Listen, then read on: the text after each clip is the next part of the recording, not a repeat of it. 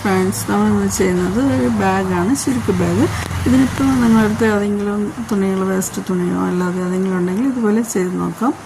ഇത് വന്നിട്ട് 40 സെൻറ്റിമീറ്റർ ലെങ്ത്തും 30 സെൻറ്റിമീറ്റർ വിത്തുമാണ് എടുത്തിട്ടുള്ളത്. നിങ്ങൾക്ക് കൂടുതൽ വേണമെങ്കിൽ അതനുസരിച്ചിടാം.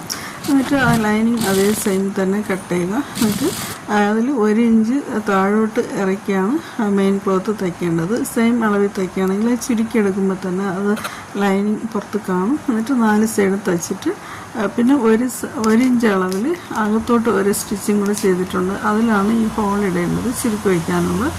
ഇതുപോലെ 4 സൈഡും കട്ട് ചെയ്തെടുക്കുക. അത് ലൈനിങ് ക്ലോത്തിൽ കട്ട് ചെയ്യാൻ പാടില്ല, മുകളിലോട്ടാണ് ചെയ്യേണ്ടത്.